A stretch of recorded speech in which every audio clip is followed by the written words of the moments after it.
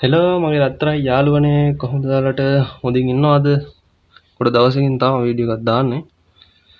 අද මම කියලා දෙන්නම් දවස් 3කින් 4කින් වගේ සීනි අඩු කරගන්න පුළුවන් ක්‍රමයක් ගැන. මේ විශේෂයෙන්ම කියන්න ඕනේ මම කලින් දැම්මේ මේ දවස් 7න් කොලෙස්ටරෝල් අඩු කරගන්න පුළුවන් ක්‍රමයක් ගැන. ඒ වීඩියෝ එකටත් ගොඩක් කට්ටිය හොඳ වගේම බැලලක් තිබ්බා. මේක නම් ඉතින් අවුලක් නැහැ කොහොමද ඉතින් ලංකාවේ උන්ගේ හැටියන්නේ එක. කවුරු හරි ඉහළට යන්න දඟලනවා නම් ඉතින් උගේ කකුලෙන් අදින එක තමයි කරන්නේ. ඒක අවුලක් නැහැ.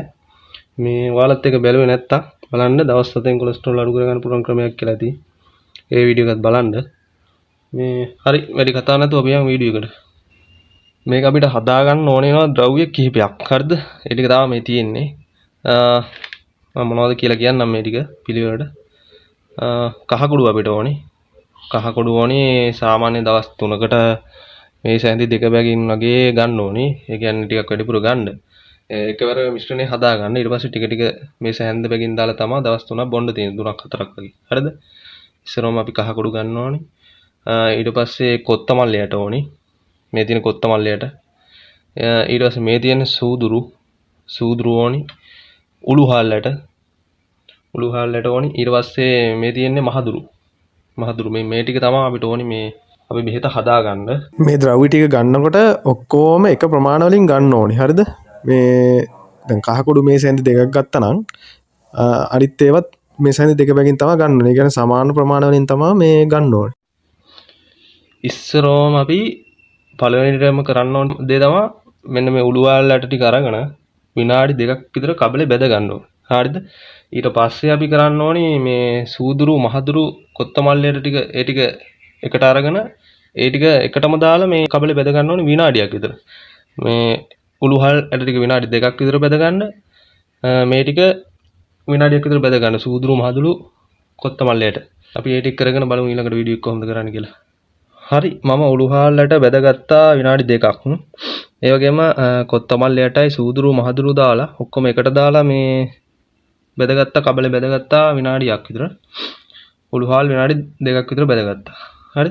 දැන් අපි ඊළඟට කරන්න ඕනේ උළුහාල්ලටයි කොත්තමල්ලයි සූදුරු මහදුරුයි ඒ බැදගත්ත ඒ ටිකයි ඔක්කොම එකට දාලා බෙන්ඩර් කරගෙන කුඩු කරගන්න ඕනේ.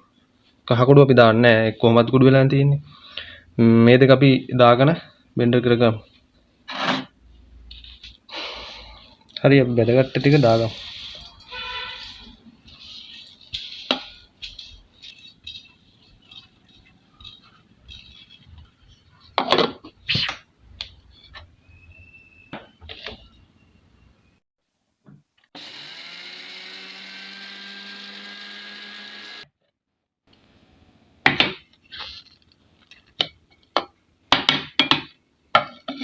හරි අපි මිශ්‍රණය හදාගෙන ඉවරයි. හොඳට කුඩු වෙලා තියෙන්නේ. දැන් අපි බලමු මේක කොහොමද මේ පාවිච්චිට ගන්න කියලා. හරි දැන් අපි කොටාගත්ත මිශ්‍රණයට කහ කුඩු ටිකක් දාගමු.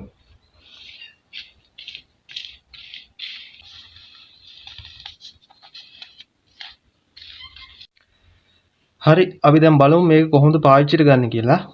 මේකට අපිට ඕනි වතුර වීදුරුවක්. හරිද?